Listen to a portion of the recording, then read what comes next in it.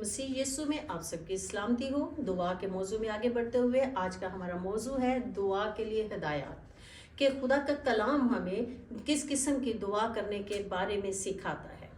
ज़बूर 145 उसकी 18वीं आयत में लिखा है, खुदावंद उन सब के करीब है जो उससे दुआ करते हैं, यानी उन सब के जो सच्चाई से दुआ करते हैं।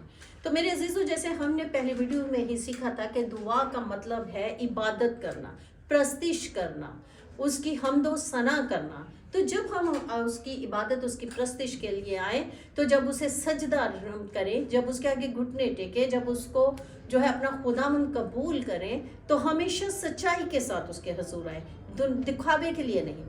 क्योंकि खुदा जो है वो सच्चाई से जो उसके करीब आते हैं उन पर उसकी नज़रें लगी रहती हैं और वो उनके करीब आ जाता है। और जिसके करीब खुदा आ जाए तो क्या ही उसके साथ भला होगा। इसलिए हमेशा याद रखें कि जिसके करीब खुदा आ जाता है उसे किसी चीज़ की कोई हाजत नहीं रहती। दूसरी चीज़ जो हमें खुदा का कलाम सिखाता है वो है वाज 5 बाब उसकी 2री आयत में, जिसमें मरकूम है कि बोलने में जल्दबाजी ना करो और तेरा दिल जल्दबाजी से खुदा के हजूर कुछ ना कहे, क्योंकि खुदा आसमान पर है और तू ज़मीन पर, इसलिए तेरी बातें मुख्तसर हों। बहुत वाज़ेह पैगाम हमें मिलता है, वाज़ेह हिदायत हमें मिलती है कि खुदा के हजूर हमें जल्दबाजी से कुछ नहीं कहना चाहिए। हम बहुत दफ़ा जल्दबाजी में, उजलत में दुआ करते हैं और वो कुछ मांग जाते हैं जिसके लिए शायद हमने सोचा नहीं होता। जल्दबाजी से हम खुदा से कह देते हैं कि मुझे एक बड़ी गाड़ी दे दे। वो गाड़ी तो आपको दे देगा, लेकिन क्या आपने सोचा कि वो गाड़ी आपको खड़ी कहाँ करनी है? उस गाड़ी को चलाएगा कौन? उस गाड़ी का पेट्रोल कहाँ से आएगा? ये सोचे बगैर हम जल्दबाजी में खुदा से मांग लेते हैं कि हम, इसलिए हमेशा जो है हमारी बात मुख्तसर होनी चाहिए, क्योंकि मत्ती 6 बाब उसके 7वीं आयत में लिखा है, और दुआ करते वक्त गैर कौमों के लोगों की तरह बक बक ना करो, क्योंकि वो समझते हैं कि हमारे बहुत बोलने के सबब से हमारी सुनी जाएगी। हमारी बात हमेशा मुख्तसर होनी चाहिए। और बाज़ुकात जो है हम दुआ करते वक्त अपनी लाइन से ही हट जाते हैं, हमें पता ही नहीं होता कि हम दुआ कर किस मकसद के लिए हैं, हम क्या मांग रहे हैं। हम लोगों को देखकर कि लोग लंबी दुआ करते हैं, लोग मुश्किल मुश्किल अल्फाज का इस्तेमाल करते हैं, हम उनको कॉपी करने की कोशिश में अपने दुआ के मकसद से ही हट जाते हैं। तो अजीज़ों, हमेशा याद रखें कि ऐसी दुआ से हम अपना अजर खो देते हैं। यहाँ हम देखते हैं लूका 18 बाब उसकी पहली आयत में लिखा है, फिर उसने इस गर्ज से कि हर वक्त दुआ करते रहना और हिम्मत ना हारना चाहिए, उनसे एक तमसील कही। क्या तमसील कही? जब हम लूका के अंजील में पढ़ते हैं तो हमेशा जब दुआ करें तो याद रखें कि उसके मुमकिन जवाबात हो सकते हैं। या तो उस दुआ का जवाब हाँ में होगा, या उस दुआ का जवाब ना में होगा, या उस दुआ का जवाब ये होगा कि अभी इंतज़ार करो। क्योंकि वाज में हमने पढ़ा कि हर चीज़ का एक वक्त होता है। हो सकता है जो कुछ हम खुदा से मांग रहे हैं हमें जल्दी है कि वो हमें मिल जाए, लेकिन अभी उसका वक्त ना हो। इसलिए अजीज़ों, इन तीनों मुमकिन जवाबात के लिए हमें तैयार रहना चाहिए। अक्सर जो है हमारी दुआ इस तरह से होती है, जैसे हम किसी का नंबर मिलाते हैं, डायल करते हैं और रिंग जारी होती है और हम इंतज़ार में होते हैं कि दूसरी साइड से कोई जो है वो रिसीवर उठाए और हमारे फ़ोन का जवाब मिल जाए।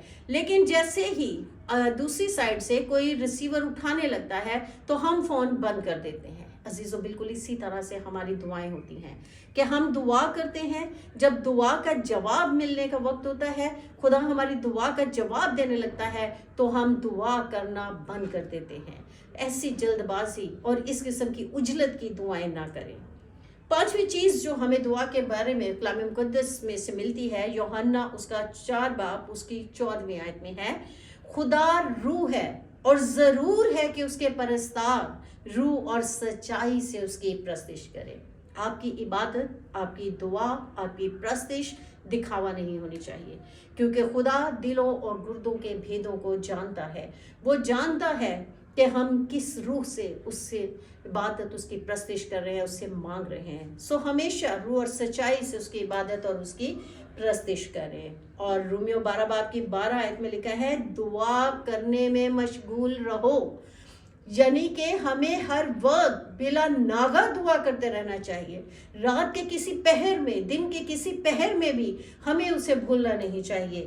دعا کرنے کا کوئی وقت نہیں ہے، اس لیے ہمیشہ جو ہے اس کو پکارتے رہیں اور اس کو جو ہے اس کو ڈھونڈتے رہے، تاکہ وہ متوقع چیزیں جو ہم سوچتے ہیں وہ ان کو جانتا ہے، لیکن صحیح وقت کو بھی جانتا ہے. اور ہو سکتا ہے کہ جب آپ دعا کر رہے ہو وہی جو ہے اس دعا کے جواب ملنے کا مناسب وقت ہو.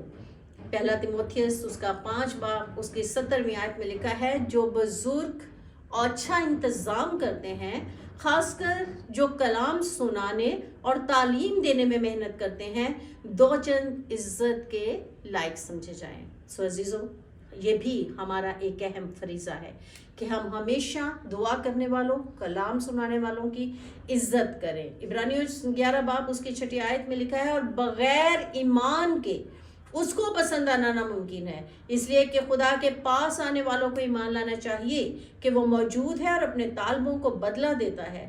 جب بھی دعا کریں ایمان کے ساتھ کریں، بجھے ہوئے دل سے نہیں، اور ایسے نہیں کہ بس دعا کر لی اور ساتھ شک کا بیج بھی جو ہے وہ بویا جائے.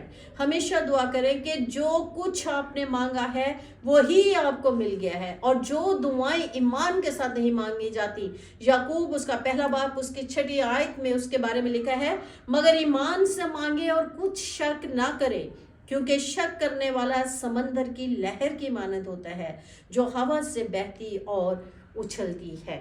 سو یاد رکھیے کہ دعا میں ایمان کا عنصر جو ہے وہ پایا جانا بہت ضروری ہے. آپ ایمان رکھیے، کیونکہ کلام مقدس کہتے ہیں کہ اگر تمہیں رائی کے دانے کے جتنا بھی ایمان ہو، اور اگر ان پہاڑوں سے کہو کہ اپنی جگہ سے ہٹ جائے تو یہ بھی ہٹ جائیں گے. سو یہ دعا کا جو موضوع ہے یہ اس لیے ضروری سمجھا گیا کہ دعا وہ چابی ہے، دعا وہ کنجی ہے جو آپ کی قسمت کے ہر تالے کو لگتی ہے، جو ہر رکاوٹ کو ختم کر دیتی ہے اور آپ کے لیے سرفرازی کے، ترقی کے، برکت کے دروازے کھول دیتی ہے. اگر آپ خدا کے کلام سے واقف ہیں اور چاہتے ہیں کہ خدا جو ہے وہ آپ کو برکت دے، تو اس کے لیے ضروری ہے کہ آپ دعا کرتے رہیے، آپ دعائیہ زندگی گزاریے، دعا کرتے رہیے، اور خدا اس دعا کے وسیلہ سے آپ کے ہر بندھن کو توڑے گا. خداوند آج کے کلام کے وسیلہ سے آپ سب کو برکت دے. آمین.